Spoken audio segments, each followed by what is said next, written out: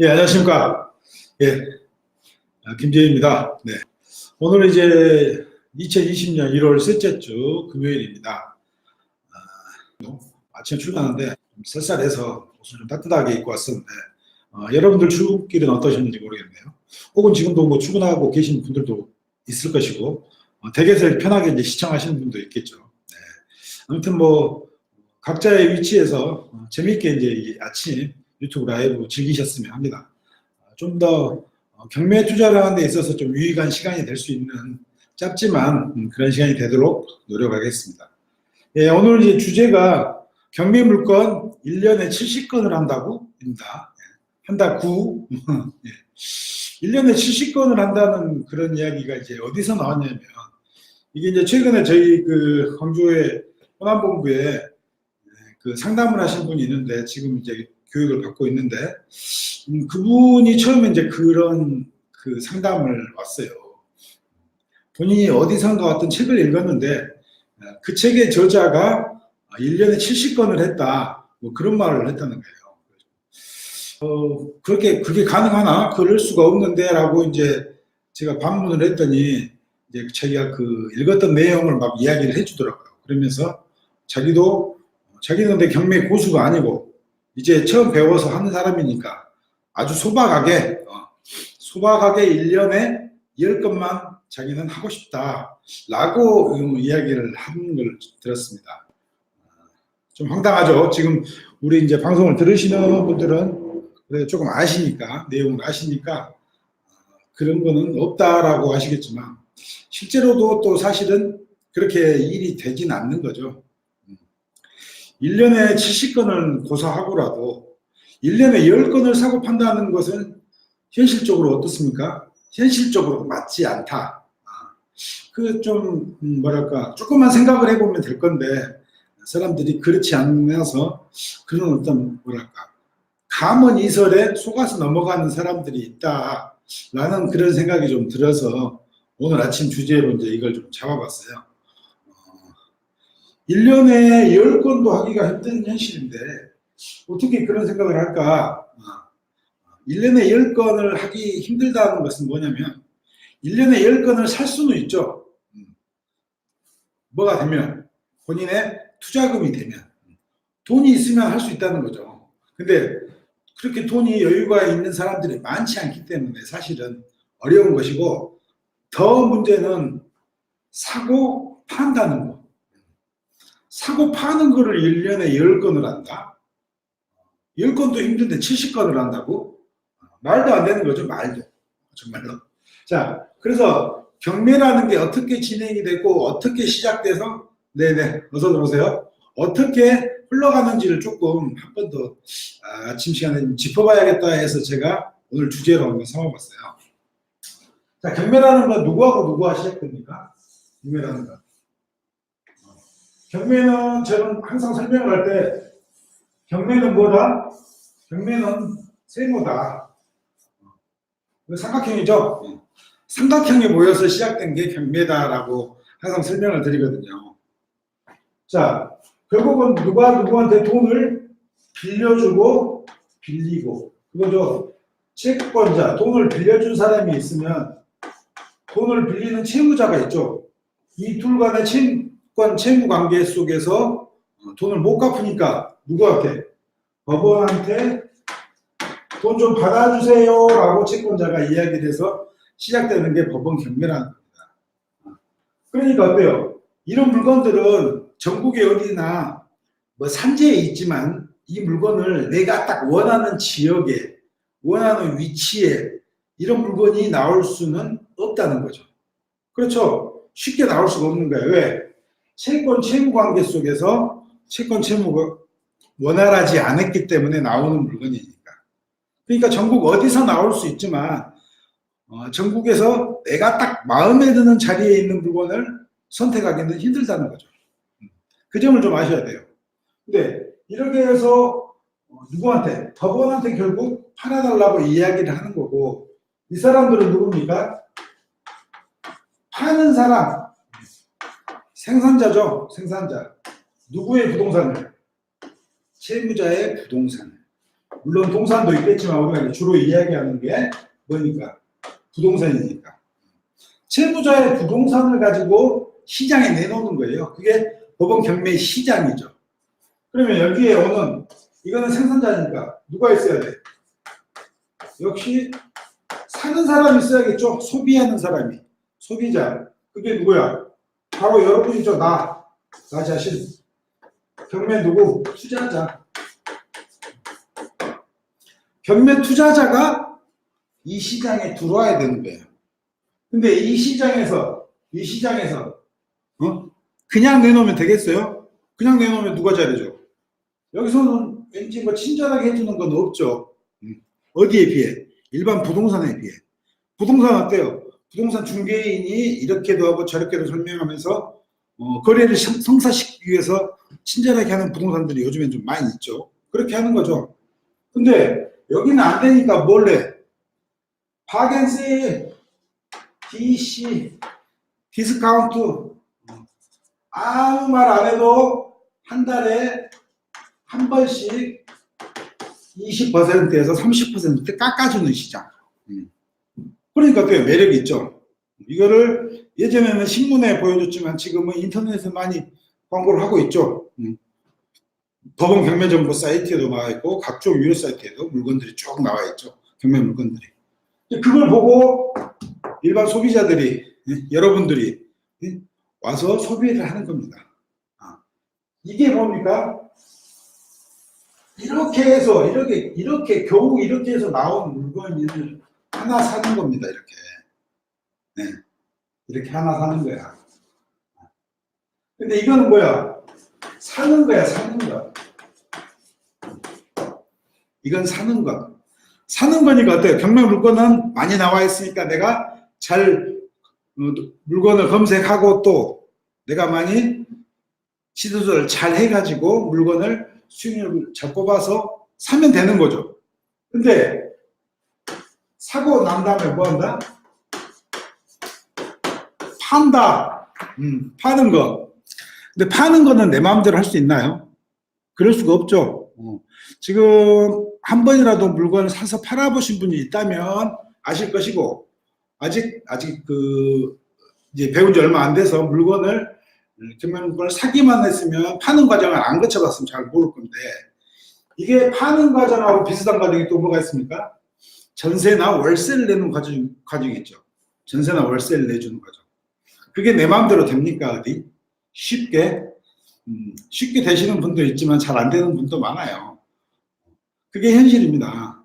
근데 내 마음대로 잘 안 되는 현실을 내 마음대로 마치 잘 되는 것처럼 과장해서 포장해서 그렇게 해서 경매 시장이 좋다. 이렇게 해서 나는 경매로 얼마를 벌었다. 이런 감언 이설은 속지 말아야 되겠죠. 왜? 한 번만 해본 마라 이거를. 사는 것까지는 그냥 어떻게 돼? 어떻게? 어제 그제 어땠어요? 우리 협회에서 뭐 경사가 있었죠. 근데 어제 그제 했던 것들은 어떻게 하는 겁니까? 열심히 물건을 검색해서 선정한 다음에 그리고 시세조사를 열심히 해가지고 심지어 협회장은 막 새벽 3시까지 괴롭혀가면서 열심히 배워서 이렇게 한 거죠, 여러분들이. 그래서 어떤 도출을 한 거지.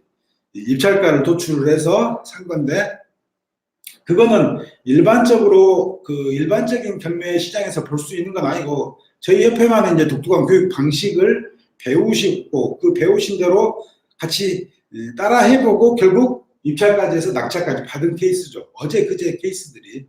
물론 그 중에 이제 특이한 케이스들도 좀 몇 개 있었지만 자세하게 말씀 안 드릴게요. 어제 방송 들어보지 말아요. 자, 그런데 이렇게 어찌됐든 이렇게 해서 살 수는 있다는 거죠. 이렇게 사기는 해. 하지만 파는 거는 내 마음대로 안 되는 겁니다. 그래서 이제 조금만 더 설명을 드리자면 이렇게 이제 질문을 하더라고요. 자기는 소박하게 1년에 10건만 하고 싶은데 10건을 어떻게 하실 건데요? 라고 제가 물어봤죠. 그랬더니 한 건을 사고 한 건을 팔고 또 한 건을 사고 한 건을 팔고 그러면서 여기서 좀 이득, 여기서 이득, 여기서 이득. 이렇게 해서 10건을 하면 내가 얼마를 벌 것이다 라고 이야기를 하더라고요.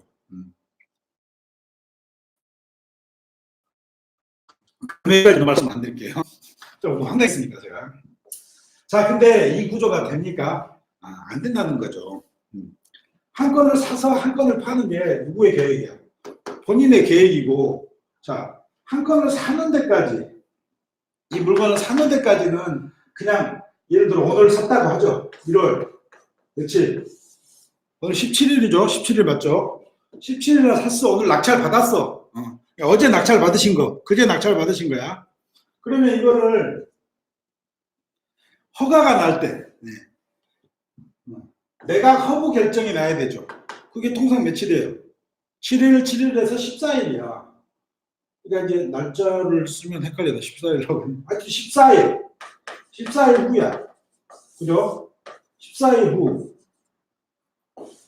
이게 요즘 한 일주일 만에 나오기도 하더라고요. 근데 14일 동안은 기다려야 돼. 허가가 될지 안 될지 기다려야 되잖아.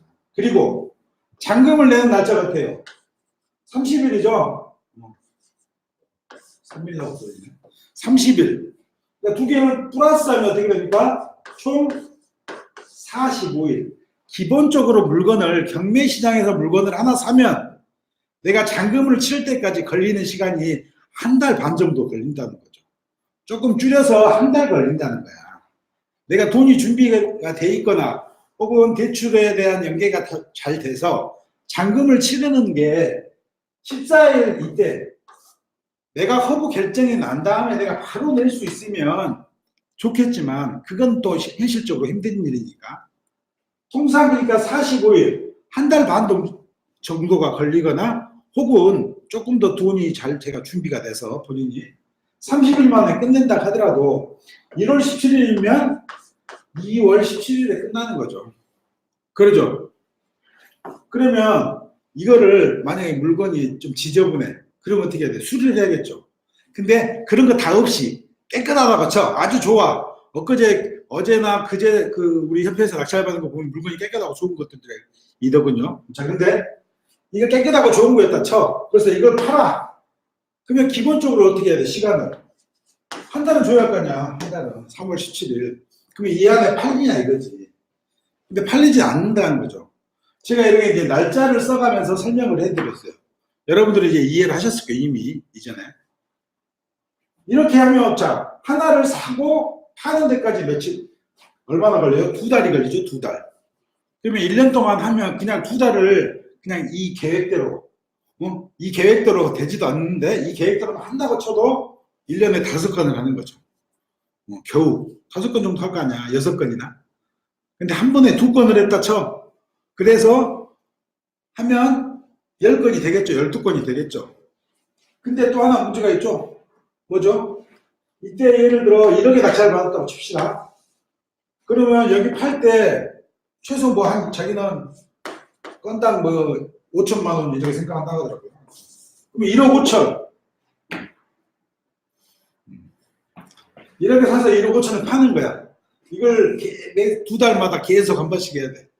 그러면 내가 1년 뒤에 10건을 해서 얼마를 벌 것 같다. 이제 뭐 이런 아주 아름다운 계획을 세우고 계셨는데 실제적으로 안 된다. 근데 이제 그걸 어떤 분이 되게 책을 썼다가 저도 이제 자세히는 모르는데 그 말을 듣고 이렇게 말씀을 드리는 거예요. 혹시라도 이건 이제 이런 상식선에서 이해를 해야 되는데 상식선에서 이해가 또 안 될 수도 있고 그냥 이렇게 사람이 어때요? 혹하는 경우가 있으니까. 근데 너무 혹하게끔 그렇게 해놨더라고. 1년에 70건을 어떻게 해야 사고 파냐고. 사는 건 할 수 있겠지. 마음대로 자기가. 경매 물건 나와 있는 걸 살 수는 있으니까. 하지만 파는 것은 누구 마음이야. 그것도 내 마음대로 되나?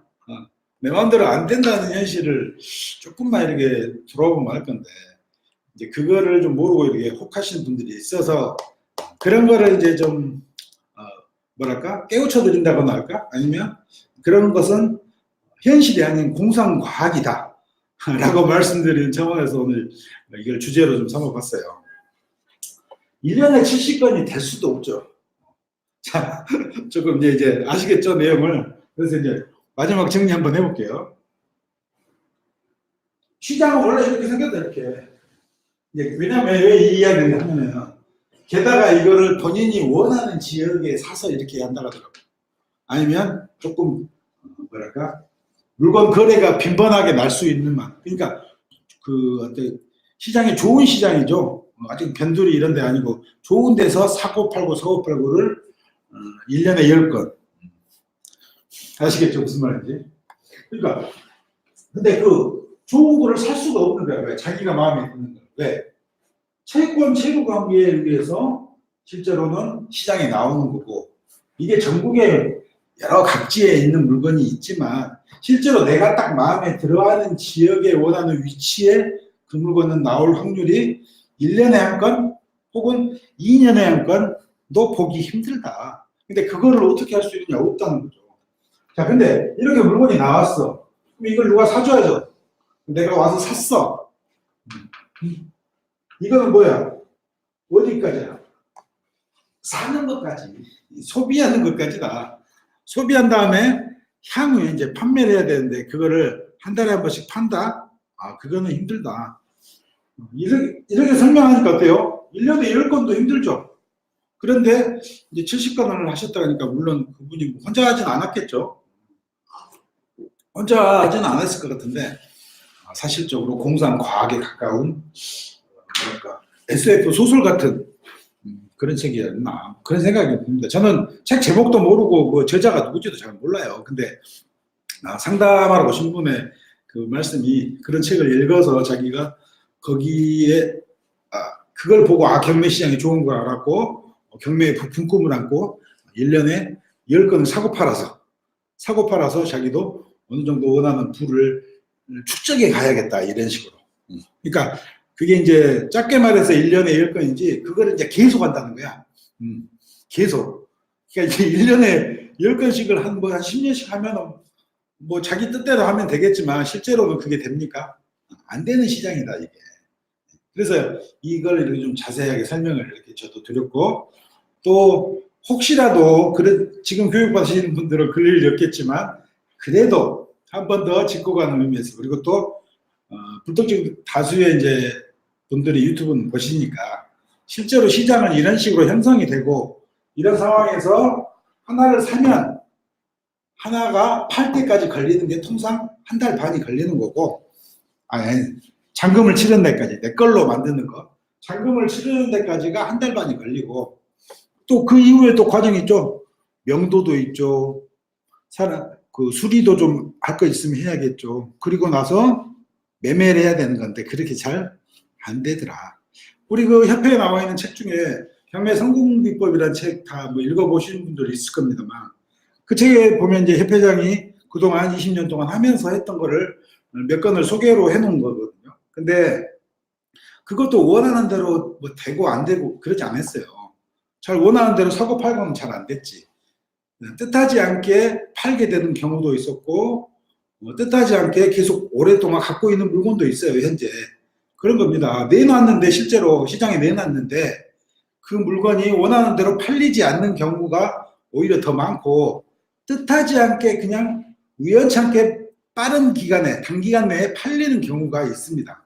그런 걸 어떤 성공비법 중에 이런 경우로 이렇게 팔리는 경우도 있다. 이렇게 땅 모양도 안 좋고 집 모양도 안 좋은데도 이렇게 팔린 경우도 있고, 또 시대 차익도 많이 봤다. 뭐 그런 거를 참고하시라고 이렇게 써놓은 책이거든요. 그런 겁니다. 한 20년을 해도 그런 경우가 건이 많지 않아요. 몇 건 안 되는 겁니다. 근데 1년에 뭐 10건을, 1년에 뭐 70건을 이렇게 경매 물건을 사고 판다?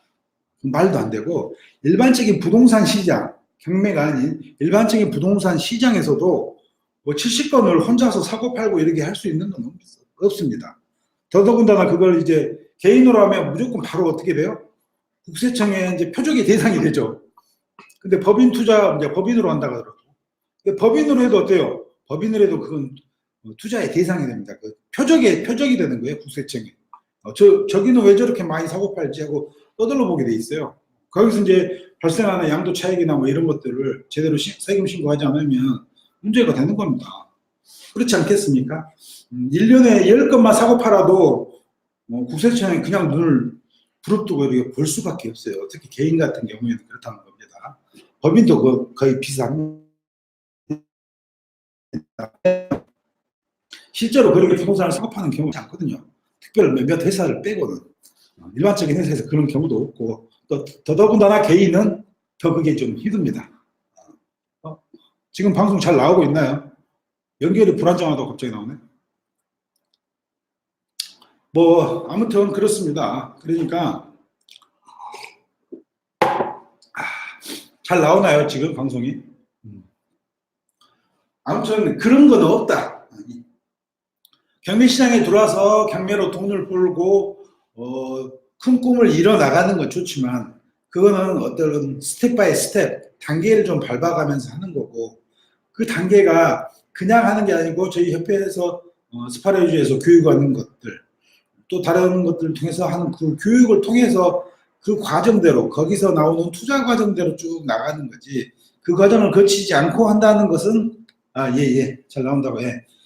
그 과정을 거치지 않고 한다는 것은 사실 없는 겁니다. 그리고 그렇게 해서는 그 경매 투자에서 실패할 확률이 굉장히 높아요.